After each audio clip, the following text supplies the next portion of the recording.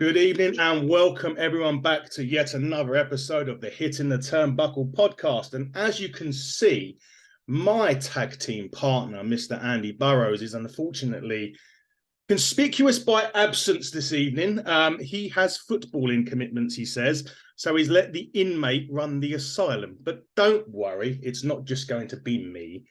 We have got a special guest this evening from our partners at Pro Wrestling Carnage. We have the tag team champions, Beards and Beatdowns, joining us this evening, guys. Hello. Thanks for going. And I am wearing the shirt. Mate. Beautiful. As you can see. And I'm also partaking in a green alcoholic beverage, not to be confused with other green alcoholic beverages, which you can get from stores nationwide. I don't want to get in trouble for that. But guys, thanks so much for joining us. How are you guys? Perfect. Feeling great. Yeah, you're all good, brother. Yeah, all good. You're all good. Excellent. So, guys, let's get straight into it. Tag team wrestling in general. Now, I was born in 84. I started watching wrestling, or WWF as it was at the time, probably late 80s, early 90s when we could get it on Sky. And there was a plethora of tag team wrestling. There was the Demolition, there was the LOD, there was the Rockers, the Heart Foundation, Powers of Pain. In the WCW, you had guys, like Midnight, Rock and Roll Express, the Fantastics, even the Ding Dongs were a team at that stage. And then obviously as you progress through, it's kind of slowed down a bit. Like going back to the early 2000s, you had like Edge and Christian, you had the Dudley Boys, you had the Hardy Boys. And even now, when we went to, we just finished, obviously, WrestleMania over in WWE has, and there was only really one, maybe two, I'd say natural tag teams. One was the Usos, and the other one was the Street Profits, I think, was the only other one. But there's obviously, they seem to get to a point now where they get two guys they're not doing a lot with, and they're like, we're just going to put you together, and we're going to call you this random name, and that's it, because we can't book you as a single. Is that how you think tag team wrestling has now been perceived, not necessarily worldwide, but in the WWE? I mean, even AEW now seem to focus more on trios than they do tags. So is that more of a dying art, do you think, now?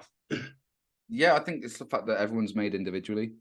They don't make tag teams from the ground up anymore. That are like, you two are going to be a tag wrestler. They're tag wrestlers, and we're going to push this, and we're going to make this a thing. I don't think it's done that people have done individually and then they go, oh, maybe we should put them together. It's never like so naturally done or anything anymore. So and in my opinion, I think that guys now they just want to be super serious wrestler and do singles, and I don't think anyone really thinks that they want to be a tag wrestler. I certainly didn't. I won't lie. I didn't think I'd ever be a tag wrestler. But here we are. So do you think? Obviously, you mentioned single and tag. How does it work then? There's the aesthetics of a tag team. So obviously, you're two guys. Technically, you're single guys. You get put together into this team. Obviously, you've got to start working on move sets that you can do together. Your tag team moves. You see the LOD done the clothesline, the Heart Foundation done the heart attack, and so on. How do you sort of start doing that when you're building a team up? I think like with us, it was quite natural because we kind of got brought up the same way in the industry as well. Because we both I started a bit before you, so that was I started 2001. You were just not long after that, and we kind of got trained the same way. It's a very different era to the training now. You obviously go to wrestling school, and it's done that way. We were completely different. You did a bit more at school than I did. I was learning mine on the road. Yeah, it was more learning on the job rather than going to a training school, and then when you're ready, going into a match. It was learn as you go sort of thing in the ring. A lot more of you learning actually traveling. That was And how do you work on the moves as a tag team? Do you sort of say, right, well, I do this. Can you incorporate something into that to make a move, or is it just totally different? Yeah, we've done that. It was all the tag stuff that we do now. It's all been talked about. Just the ideas on how we can incorporate maybe my finish into Blanche's finish, or vice versa. We couldn't, so we come up with something completely different that we thought. I think it's how you look at it and how much you study it as well. What your influences are and whatnot, because my tag influences are different to yours, because slightly different era, because I'm a couple of weeks older than Dan. Okay. So my influences, like you said, I'm a little bit older than you as well. So Arn and Tully were huge. Yeah. In my era, the Rock and Roll Express, I was more NWA guy. We got NWA guys coming on in next week. I'll tell you about that at the end. So when you go, so say you're growing up, you say you're growing up as an NWA guy. So is that sort of your heroes growing up, like the Ric Flairs or the Horsemen, and that sort of thing? The Horsemen would be a big thing for me. I've watched WWF because it was the most mainstream as well. Sure. But no, Rock and Roll Express, Midnight Express, the Fabulouses, just like really great tag teams. Bobby Eaton in any tag team that he did. Yeah. Because he was just amazing. He's like one of the best tag wrestlers I've ever seen. Yeah. It's just, it's all about the Jalen thing, what you do. And like, we knew each other from years ago anyway, how we worked anyway. So it was kind of more natural with us. I think the key part of that as well is knowing what the other person's going to do before they do it. And we're kind of lucky with that. We know what each other's going to do. And like I said, but it's to do with the fact that we got brought up a different way. We weren't solely do us doing our own stuff and getting our own stuff in. It's with the tag wrestling, you have to. It's about incorporating the whole thing and making sure the tag is what the match is about. It's the tag, isn't it? So yes, that's what you work with when on tag match. It's about getting that tag. That's the gimmick of the match, I suppose. So sure, that hot tag, as they say. Yeah. So we're quite lucky because we've known each other for so long. So I've known him since 12. So we kind of got brought up the same. We didn't actually. We started training when we did get in the ring together, training after the pandemic. It was just really natural. We didn't even have to speak to each other in the ring, which is pretty cool. But we do a lot of speaking outside the ring. We still send each other little clips and stuff of what can we do this or can we do this and change this. So it's just about how much you talk to each other. I suppose you have to literally be a real tag team. You know, he's my best mate. I speak to him 3 times a day. I was the best man at his wedding, you know, so kind of like I've got that coming up myself. So it's about how much you're actually in contact as well and what you're doing outside of wrestling. And I think that's the most important thing, the fact that we know each other so well. So yeah, no, that's good. I mean, it is a good understanding because you see these teams get thrown together and you think, Jesus Christ, what are they going to do? You know, I think one of the ones that really surprised me, and this is fairly recently, was when they put Sheamus and Cesaro together. Yeah. As the bar. I mean, obviously, singly, great. And that, you know, Cesaro is probably still one of the best, in my opinion, and probably one of the most underutilized talents that's ever the WWE dropped the ball with him, and hopefully, you know, AEW Ring of Honor will hopefully won't drop the ball there. But the bottom line is they were two great, and sometimes you can have the two best single guys, but as you say, the aesthetics, the gelling, the learning just isn't there, and then it just doesn't work. No, I think you've got to be mates. You've got to be mates outside the ring. You've got to have that trust and understanding and the want to be in the ring with the person as well. Not just I have to tag with him kind of thing. You have to really like know each other. You have to know each other. So I think one of the ones they got really right was New Day. Yeah, 3 singles. Kofi wasn't doing. He was, you know, mid-cardish, Big E and Xavier, and it just worked. They had sort of similar personalities. I don't know what they're like out the ring. I only know what they were very annoying, which was good at the start because obviously that's what they were trying to be. But then they got over, and it's carried on for, I don't know, 10 years, I suppose now. It's got to be looking close to 10 years. They've probably been talked about splitting up for years, but they've never sort of made it happen, and they've also had individual single runs at the same time as being a part of the New Day. So the merchandise must have been really selling well over in WWE to that. You know what they like. They're quick enough to chop it and change it if things ain't going well. So talk about some beers and Beatdowns. How did this come about? Who chose the name? And to give the people out there an understanding of the sort of tag team that you are as well. Right. You can do this. Okay. So I finished wrestling in about 2012.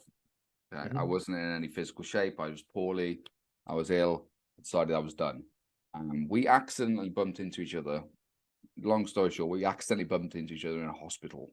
Right. In a waiting room. I started talking again, and Dan's like, come to training in this local area. Come down training. Come and say hello to the boys. It'd be good for you. Just come and say hello.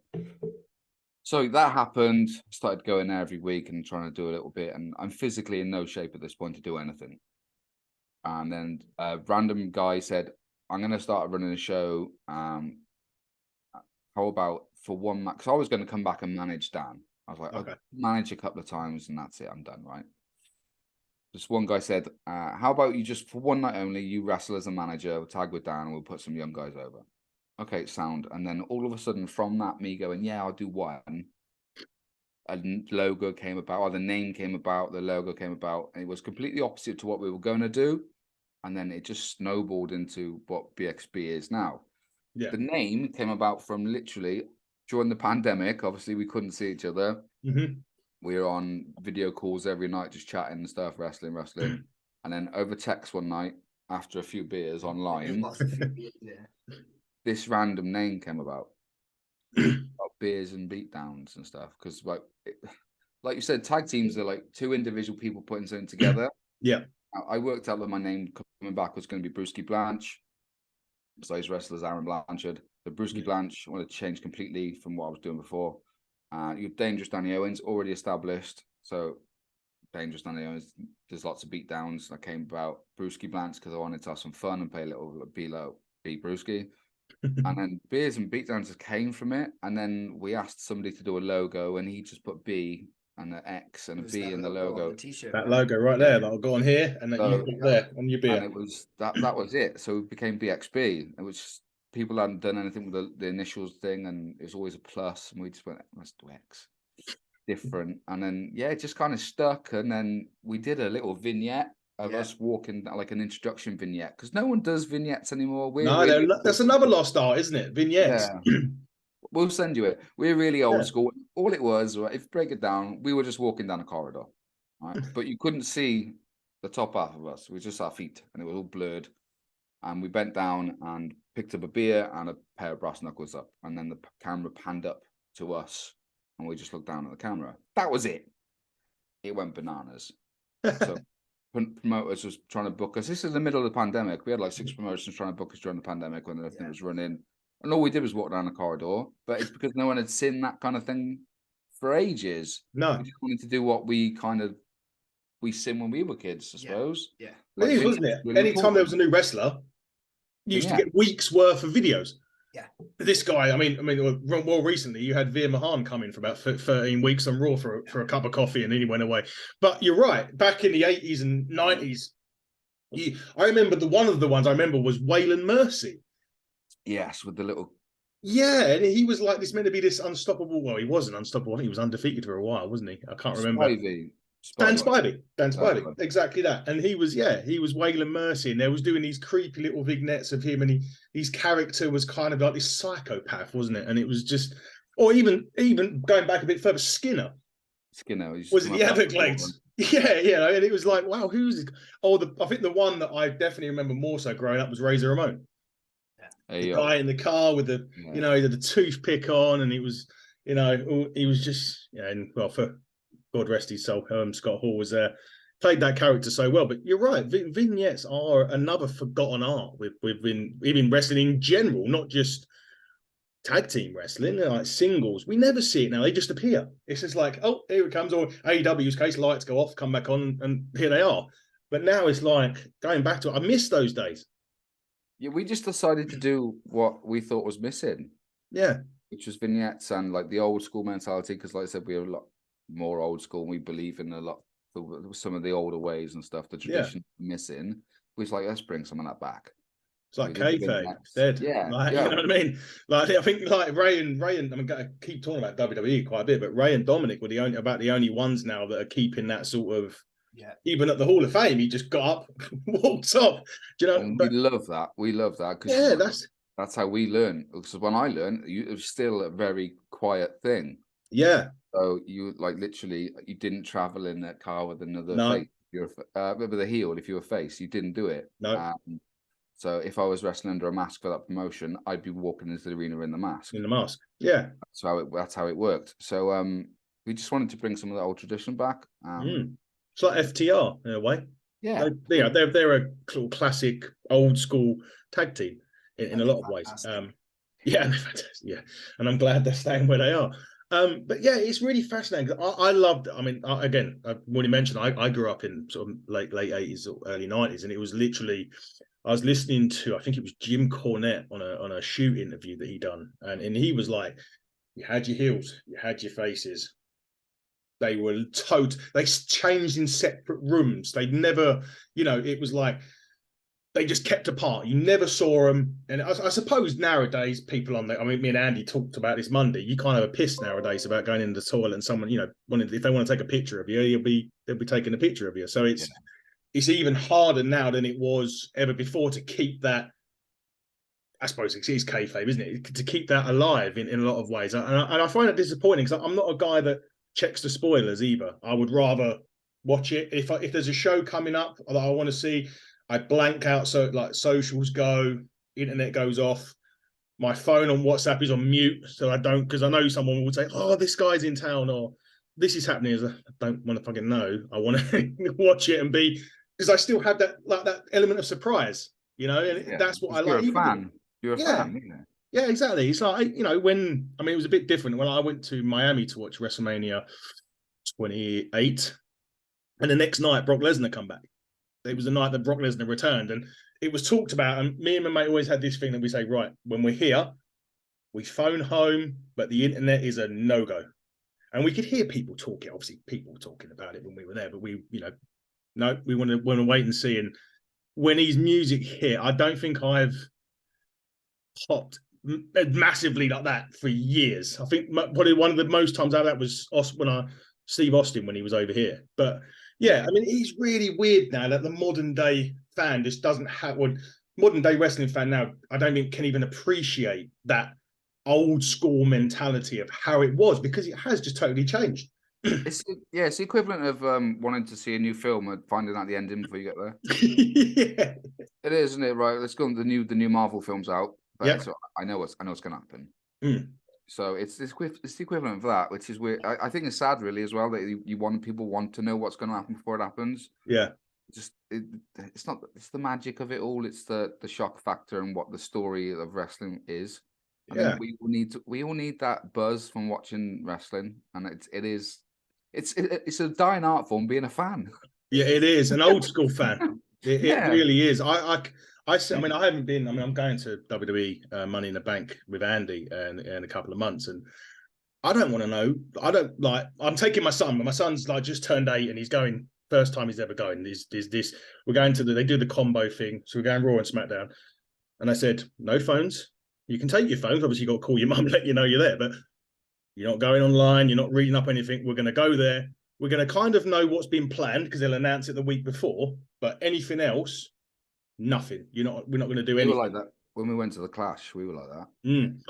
Oh yeah, Clash. I was there myself. Yeah, so it was, but we were like kids. There was a group of us. We were like children. I know. I think I'm going to be worse than the 8-year-old when he goes. But I think the same. Me and Andy also going to the Royal Rumble because it works out whatever year WrestleMania is the year that I'm born. Like how old I'm going to be. So WrestleMania is 40. So I've got I had a choice, Mania or Rumble, and I've been 5 Manias, so I need to tick the Rumble off the bucket list. Yeah, of course. And that'll be Rumble's definitely a big deal now. Rumble's a huge deal. Rumble's a better than Mania if you can get it. If they do it right, it's like, right, no phones. We're just going to go there. I don't care if someone's talking at the Rock's there or somebody's there. I don't care. I want that pop when Edge come back. Edge is one of my absolute favorite guy. But when his music hit, I think it was Pandemic Rumble. No, it was just before the pandemic, wasn't it? Yeah. I lost it because I didn't know. I turned everything off, and it was just like, shit, he's actually back, and it quite emotional actually, even as a fan, because you spend, even as a wrestling fan, you spend your life watching these guys. So although you're not family, you still feel that connection to them in a sense. There's no other business or something like it. No. There's no other fan connection like it. When I remember when Eddie Guerrero passed away. Yeah. Oh man, I met him 6 months before he died. I was in bits. Yeah, you know what I mean? When certain things happen, Ric Flair's retirement, I still cry watching it. Even though, Flair. Watching him come up already crying, waiting for that super kick. Yeah, for sure. Just knowing it's the end. I think the weird one that got me, even the most recent one, was Undertaker. Like although he lost when he actually first lost it, the streak was like, shit, like that is my childhood. That was huge, man. That was huge. I know he come back and he done a few more, but it was like that was what basically was my childhood. Him. Yeah. Because he debuted like 90. I mean, he was in WCW's Mean Mark, but he debuted at the Survivor Series 91, I think it was. Yeah. 99 or 91. And it was just like, he grew up. No matter however old I was, he was still there and doing it better than near enough anybody else, in my opinion. But that's but we'll go on to word association now. So I'm gonna first time ever I'm gonna join in. I think solid. Andy's not here, so I can't get told what to do. So I'm gonna join in. So I'm gonna give you, there's 8 wrestling wrestlers, they're not personalities, they are wrestlers. Some of them are tag teams. And it's the first words, or sentence that comes into your head when we talk about Z, people's name. And the first one on the list is Legion of Doom. Ooh. I love them. Fantastic. Boom. Yeah. Warrior, the Road Warrior finish. We talk about it all the time. Road Warrior finishes. I'm going to use the word pop, because it's the biggest pop in wrestling was the Road Warrior pop, wasn't it? And bikes, because when I went to SummerSlam 92 at Wembley, they come down in the Harleys. What a rush. What a rush that was. Yeah, literally. We just talked about him. Actually, the second one on the list, Undertaker. The greatest character of all time. Mm-hmm. Without doubt. Goat. I'm going to use a different word, and I'm going to tell a story about it. And it's the word I'm going to use is funny, and I'll tell you for why. I went to a house show in Manchester, and the main event was John Cena, Big Show, Taker, Angle in a tag. Fair enough, tag match. And Kurt and Undertaker had won the match, and they're doing the goodbye that they do on the microphone, thanking us all for coming. Undertaker turns around and Kurt Angle just gives him this big kiss on the lips, and he darts off. And you look at the Undertaker and you can just, he's pissed off. He's like, and I just remember he got on the mic and it wasn't even such a funny, it was one of the things you just have to be, one of the things which had to be in the arena to experience. But he just got on the mic and he just sort of said, "It's a long ride home, boy, and your ass is going to be mine." It was just that it was that quote, although, as I say, it's probably not as funny me saying it as it is being there. But and other than that, GOAT for me, Undertaker. Demolition. I love Demolition. I love Demolition as well. Axe has got the biggest back I've ever seen. Isn't he? He's a big boy. He's a big lad. I met him not long after my son was born. I went to WrestleCon in London, and him and Smash were there. Yeah. My word is, well, Hall of Fame, because they should be in it. Yes. Yeah. And I got a list of people that should be. Don't get me started. Yeah, I don't. Yeah, I've also got a list like that. Hulk Hogan. Money. Yeah, change the business.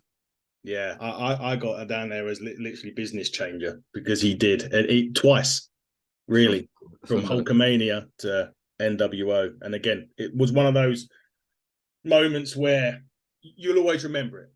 It'll be like, what was one of you think? You say Hulk Hogan, you'll either say Real American or you'll say New World Order. Yeah, he changed the business twice. Kane. Oh, underrated. Mm-hmm. Underrated worker.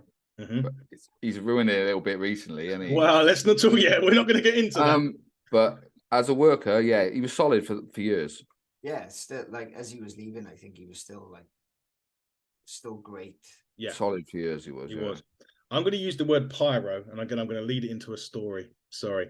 There's been 2 times in my life when I've nearly shit myself, and he's attributed to both of them. So if you, obviously, Kane had different music. So obviously when he first come out, he had that sort of eerie thing, and then would go into an explosion. And then when he removed his mask off and started feuding, it went explosion music. So you had to know he was coming, so you could prepare yourself. The 2 instances, one was a house show in Birmingham. Yeah, not in house shows. I've seen the Kane entrance now. Yeah, and it was meant to be Lita and Matt Hardy in a mixed tag with, I can't remember, I think it was against Rhino. I can't remember who they were going against. And they went, right, and Lita's tag team partner, and everyone's throwing up the, the V1 stuff. And this orange ball literally just explodes. And you're like, what the fuck was like? I literally leapt out of my seat. And it was Kane. And the second time was, I think it was the first Raw they brought over live. And it was in Manchester. And he was in a storyline with Gene Snitsky. And Snitsky had just killed him and Lita's baby. And they had a 4-way tag. I know, what great booking. What, that's some good shit booking that was, wasn't it? Wonder who booked that. And then there was like this 4-man tag that was in the ring. And before that match started, they played a promo from Snitsky. And he ended the promo, because I remember the silence that went, well, it was more like, oh, because he said the words, the only thing dead around here is your baby. And the arena was like, oh, it was like that. And then it went silent and the match started. And then, of course, you know exactly what happens at this point. Bang! And out comes a pistol. And again, I'm sitting this side. So where the pyro is here, I'm sitting here. So I've cocked it. You got quite warm, man. I've actually been, because obviously bald head. I've been thingied by the sparks of Batista's one when he used to do that. I sat literally right there at the front, and they got me. Let's move on. Usos. Greatest of all time. Yeah. I think at the moment, this yeah, era, they are unbelievable, aren't they? I'm just going to say family, because there's so many of them. Like another one, I think Rikishi was saying the other day, there's another one now. Yeah, there's the younger one. So Roman's going to have to do a draft just for the bloodline. And there's another one associated. Umaga's son is training. Yes. Yeah, I saw this. Yeah, great. I'm like, wow, because Umaga's one of my favorites as well. He was so. We've got Santina this time next week. We're interviewing Santina Marella, which is fantastic. Which is great. But again, his debut was beating Umaga in Milan. Yeah. What a great story. I watched it recently. Oh, did you? Yeah. There you go. I'm catching up on it because I know that he's in Impact Wrestling now, so I'm trying to watch a bit of that to get. Because I like to do my homework. John Cena was the next one. Ooh, he gets it. Thugonomics. Yeah, Thugonomics. John just he can't do anything wrong in my eyes. To be honest. I've got Workhorse, and I've also got he was undervalued by a lot of because obviously I started off a Cena fan. And then I went completely the other way. When they started going too much, he was opening, he was in the middle, he was in the air, he was everywhere. And I think that sort of turned it. And you do kind of underappreciate him a little bit because obviously he's doing the work outside and you don't see all of that generally until later on. That all the backstage work, all the Make-A-Wish, everything he did for the company, you didn't really see. You just saw him bang, bang, bang, bang, bang on the card. And so I went really off him and started liking Edge. But it was only... I met him at WrestleMania as well, and I didn't know he supports Tottenham, so do I for my sins. And me. And there you go. So we've got something in common. You don't look too impressed. But so when I walked up, I booed him as I walked up, and he laughed. He found it hilarious. But I've got the Tottenham shirt out. He signed it, and it kind of you do see him in a different light. And nowadays, I think, wow, I wish we could go back to even when I was hating him, just because it was fun. I think with John, it's difficult to speak about some of them because they're just so good. Yeah, and you get that everything he does is always the right thing for the right time. Definitely. So like him at Mania, he did the right thing. He put Austin Theory over, yeah. You know what I mean? So he gets where he is now. He's realistic with where he is now, what he needs for the business needs, and I think that's great. So yeah, he is a great guy. Last one on the list, Kurt Angle. Oh mate, that Mania match, that one match is just won 2 gold medals with a broken freaking neck. Yeah, just yeah. Oh mate, Kurt, it's I got Machine. He's incredible, yeah, Machine, incredible. Everything he's done is just the best match I've ever seen, and I don't think anything's going to top it live. Anyway, when I've been there in person, was he was a house show in the XL. I think it was the XL in London. And it was just before, either just after No Way Out when he took on The Undertaker, or just after WrestleMania when they've done it. And he fought The Undertaker. And it was, I reckon it went 45 minutes. easy. I think he won it in the end, but it was just the match itself. There was like 4 ankle locks. There was choke. He was, they were literally having a WrestleMania match at this house show. It was incredible. So yeah, he's going to get machined for me. That's going to be his word. The first year of Kurt Angle. Yeah. Oh, Some people don't have careers that are as good as his first year. Yeah. A lot of people don't, to be fair. So King of the Ring 2001. Yeah. Yeah. Him versus Shane, just. Oh mate, when that window didn't break. Jesus Christ. Do it again. And he wrestled like before that as well. Yeah. People forget he wrestled Edge before that. Yeah. I know, they don't remember that. It's crazy. Right, let's move on. So British independent wrestling. Oof. Boomed again. Yeah. It literally is gone. It had it. I mean, people say NXT when it come along, it kind of killed it. I'm not so sure, but I think now and pre-pandemic, it started massively again. Obviously, the pandemic killed it, but now it's right up here again, isn't it? I think so. I'm going to go more for like the Welsh independent scene, where the majority of our work is. It's huge, but yeah, Welsh wrestling at the moment is fantastic. Yeah. The whole scene is just ridiculous at the moment. There's so many amazing promotions. Amazing like workers. It's the schools that you have in Wales as well that are fantastic, like New Wave, for instance. Yeah. Brilliant. The guys are awesome. School. The guys are awesome.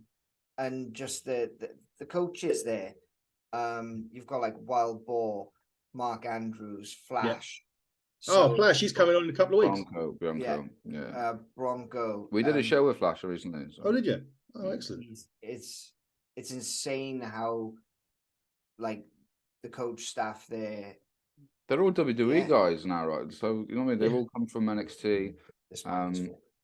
They're great guys. We've known them since they were kids. Yeah. We literally we've known them since they were little. So they're just brilliant. We're just very lucky in our area at the moment that everyone, and we're quite lucky in our scene as well. It's like a lot of the promotions, we all work together. Yeah. So like Carnage, Slam Masters, we all kind of No Mercy. We all kind of work together as promoters as well. So we talk a lot, and it seems to be different compared to like the English scene where there's always still quite a war between each promotion. We work together. We all take care of each other's like bookings and on certain like check dates with each other and stuff like that. It's just we're really lucky at the moment that everyone wants to. We're all Pro Wrestling Carnage, for instance. Yeah.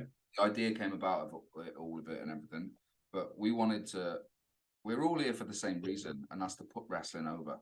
So let's not fight with each other. Let's work together because we all want the same goal. Exactly. So that's what we do. And the scene at the moment, obviously England's huge, and they've got Progress and. Oh, there's tons. We've sponsoring 2. Obviously, we've got yourselves, Pro Wrestling Carnage, yourselves, but Pro Wrestling Carnage that we're doing, and we got Jurassic Pro and Ignite, and they work together. Quite a lot of their wrestlers end up on each other's show. I went on Sunday, but it is just gone crazy again, which is great because whether NXT may whatever if it's going to kill the business or whatever, but it hasn't, which is great. Now you say the coaches now go into the schools have been even in the WWE as it is now, so they can pass on the knowledge that they may have got from like a Shawn Michaels or whoever's doing the training now in NXT, and it's absolutely invaluable. Yeah, of course. Yeah, and I think that's what it is. I mean, it's the passion on the knowledge that needs to be done. A lot, when we went through that rough patch, it's because people weren't teaching people the right thing. They decided they were going to go to a wrestling school, learn for 3 weeks, fall out with somebody, and go and start their own wrestling school on no knowledge whatsoever. And that's why there was like a million promotions at one point. But I just think the balance has finally happened in the British. Yeah, I think the pandemic sort of helped in a way.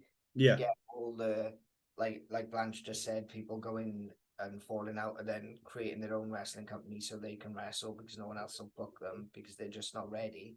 Yeah. I think the pandemic sort of killed all that sort of nonsense. Killed all that nonsense. And then And now we've got the companies that are wanting to help the younger guys come up and Yeah. get them better. And the fact that we all work together, I think, is just it's amazing in a way, because if someone can get work elsewhere because of them being on our show, Yeah. It's just fantastic. I think it's about, I think the scene's a bit more realistic. Yeah. It's a bit more realistic where they Maybe are. the pandemic did help that, I suppose, as well. Yeah, I mean, working together to, there's the progresses, there's the chaos and stuff that Mhm. the high in the Yeah. country stuff. I think that there is the need for those middle Yeah, definitely. and stuff. You need to have that stepping stone of the graduation of building, and I think that's what's the country's balancing out now on the scene, Yeah. and I think it's good. No. I think the fact that we've got social media as good as it is now, and we can always. When I started, I under 50 matches a year. I got no proof or footage of any of it. Nothing. Yeah. Camera phones. There was no audio recorder there. If I got it, it's on a video cassette that you can't watch because no one's got a VCR, VHS anymore. Yeah. So the fact that you can do something once and then everyone sees it and then it goes social media is only helps the business. So exactly.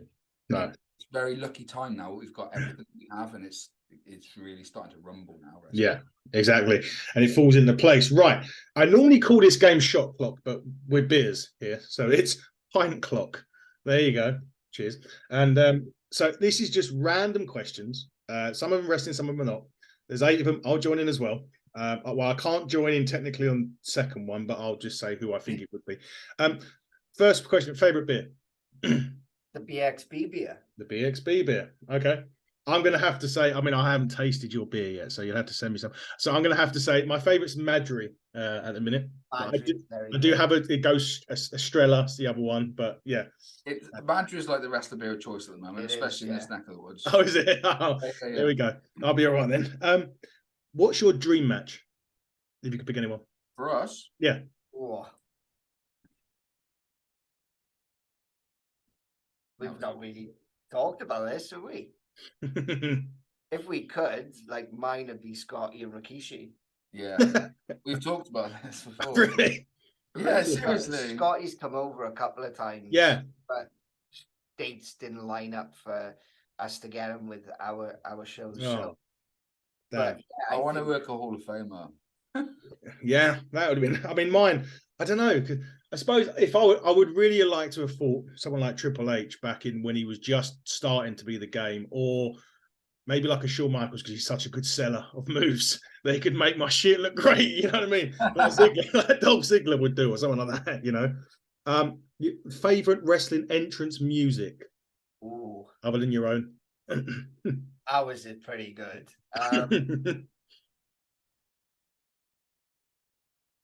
Mine's probably Austin the Disturbed version. Oh, that was a good. Oh yeah, I've got that on my gym when I'm in the gym. I don't look like I go in the gym, but when I do, I have that on. The version. Yeah. Or I'm gonna say Triple H. I love the game. Yeah, I think you've kind of hit both of mine, but I'll just say Edge's just because to be different. Edge's is class as well. You're all singing at the Clash. Christian when it was Christian. Oh yeah, when he just turned heel. Yeah. That was insane. Wrestling wise, there's another one I really, really love. The Brood. Yeah. And Stunning Steve Austin's. That was okay. Yeah. Amazing heel music. It was. We missed the NWO music. That was iconic. Yeah. DX's as well. Yeah. There's so many. I mean, it's hard to pick one, isn't it? It is so many. Best one live is The Undertaker. Jesus Christ. Yes. I swear they turned the aircon down for that. Whew, Jesus. Shots or shorts? As in beer. Or not beer, but, whiskey or shot. Shorts, yeah. Yeah, I'm agree with that one. If you could perform in any arena in the States, say in the States, let's just narrow it down.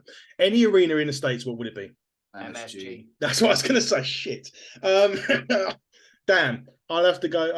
In that case, then I'll. Damn. I'll have to go for Philly. Is it the 300 arena, the old ECW? Just because they're a rabbit.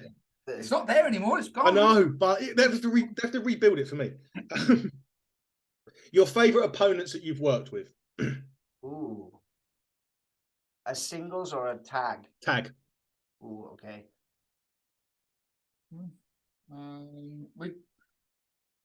I don't know. I'm gonna say GL2. I enjoy working GL2. GL2 were great. I think, and not just that. I think we have to mention the Aaron Scare because we did Yeah, so much with yeah, them. we've done so much with the Aaron Scare. Yeah, Aaron Scare, and recently Bowlerama were pretty cool too. Oh, Bowlerama, yeah. The Aaron Scare, I think I've had my favorite tag matches with. Yeah,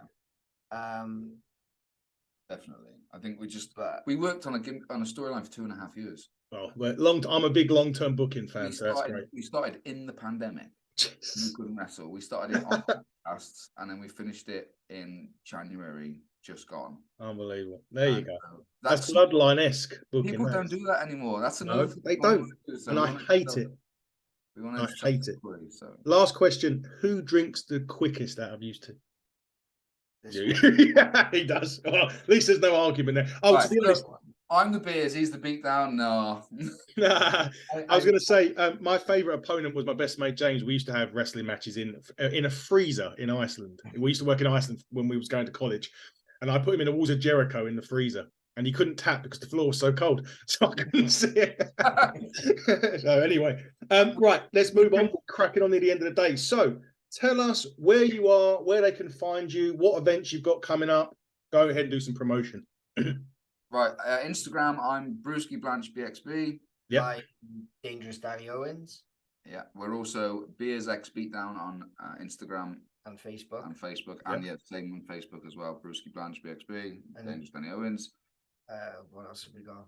Pro Wrestling Carnage, if you want to check that out. We are wrestling in the middle of some place in Wales that I can't say this weekend. Massey Cummer. That's him. Wow. For VCW. Okay. That's sold out. Brilliant. We've got quite a few coming. We've got the Carnage show on the 7th of May. Yeah. We've got. I'm glad you're remembering all these. Slam Masters on June the 4th in our favourite venue because they let us actually run the bar when we're there. Oh, excellent. Even better. We've got pictures of us behind the bar. The landlady is my favourite person in the world. The Duchess, long live the Duchess. And then we've got, it's 2 Slam Masters show. We've got Exposure coming up, which we're going to debut at, which we're quite excited about. Then we got, we're doing better than we expected, to be honest, at this point. Hey, take every booking you can get. We're doing good. So, so check out our Instagrams. They'll all be on there anyway. You check it all out. We talk on Facebook anyway. We do. So in terms of my promotion, right? Hang on, it's getting bigger and bigger every day now. This thing, right? Okay, so we got to promote first off Jurassic Pro Wrestling's next show. I attended last Sunday. I done some fantastic interviews with some of the lads there. Still got a bit of beef with the world champion though. I might have to dust the old boots off for that. I think he's actually in a fatal claw way match for his title. Jurassic Pro Primal Instincts on June 4th in Harwich in Essex. Ignite. So we're big partners of Ignite Wrestling. Ignite Wrestling Pro. They are going on the 30th of April for the Bitter End in Boreham Wood. But to be honest, I want to bypass that, not because I don't want anyone to go. But the next show is the show that we are co-producing with Ignite. So myself and Andy have got the show called Buckle Up, hence the name, Buckle Up. 23rd of July back in Boreham Wood again. There is going to be a really big announcement there, which is going to start our next phase of the partnership with Ignite. I won't say it on air, but I'll tell you guys off. Yeah, you get the scoop off there, so you'll get to know that. Obviously, there was the crowning of the king, Pro Wrestling Carnage, May 7th. The tickets are already on sale for that.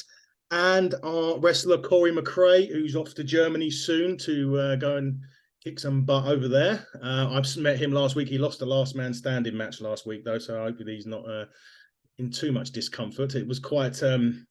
didn't enjoy the paper cuts on his feet and then getting lemon juice put in it. It wasn't very... I've had that. It hurts like hell. Yeah, I can imagine.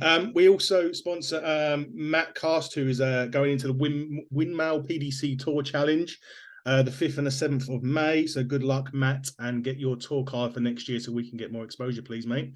That would be great. I think that is... Oh, we're going to be in Inside the Ropes magazine. So that was announced today.